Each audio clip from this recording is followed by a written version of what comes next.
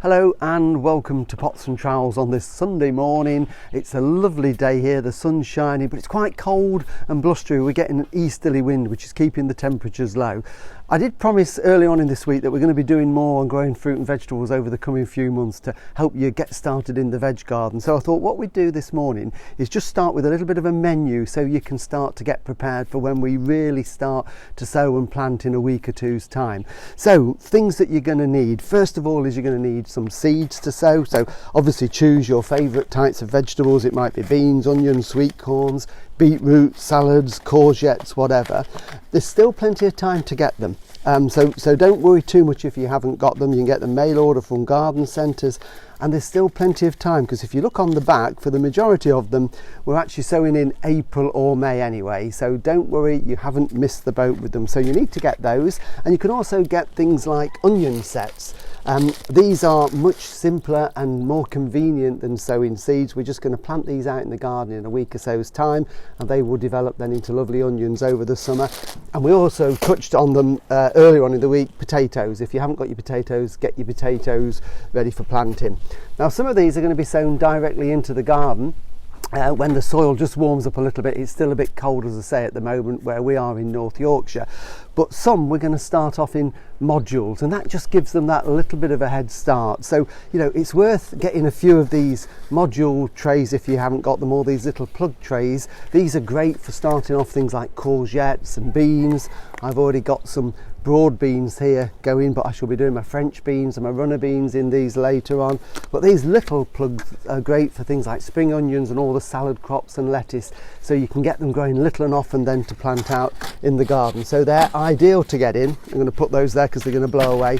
If you're going on slightly bigger scale, then you know, get this type of thing, you know, and maybe a perspex cover, so you can start them off in a cold greenhouse, or you can put them on a bright windowsill just to get things going.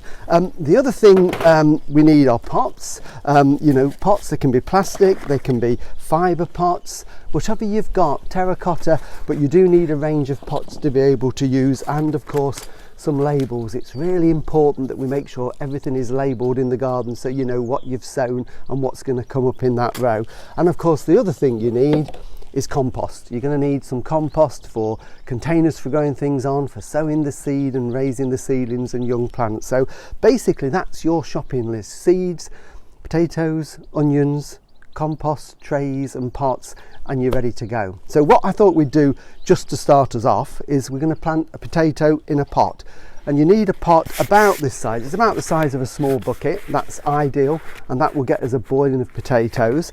I've already got some potatoes that I bought a few weeks ago, and these have started to chip, so we've got the young shoots going on them. If you can't get those, and I think they're still about, but just in case you can't, if you've got some potatoes that you've had under your sink that you've been eating and they've started to sprout because it's now getting a bit warmer, which is exactly what's happened to these, you can still use them. They're not ideal in a way, but if these are all you've got, then they will still grow and they will produce a crop of potatoes. So you can eat them, of course, but if you don't want to, then plant one or two of those. So what we're going to do, pot, fill it half full of compost. So I've put some compost in there. This is a good fibrous multi-purpose compost, and then I'm putting in one seed potato. That's all you need in a pot of this size. So I'm just going to nestle that down inside the pot, and then I'm going to cover it over with a bit of compost. So I'm only going to cover it over with an inch or two of compost at this stage. That's going to be given a good drink. That will be put somewhere frost-free, outside in a sheltered spot. If you've got a greenhouse, that's perfect. And then when that potato shoot starts to push through, we're going to gradually add more compost and build it up so it's full to the top. 13 weeks later, this is an early variety called Home Guard. I'm going to stick the label in there, my lollipop stick label. We'll be able to knock that out of the pot, and we'll have some lovely new potatoes to enjoy. So hopefully that will get you started. We'll be back on Thursday with our ordinary video, and from then on it will be 2 pots and trowels every week to keep you busy and occupied in the garden. Take care and keep safe.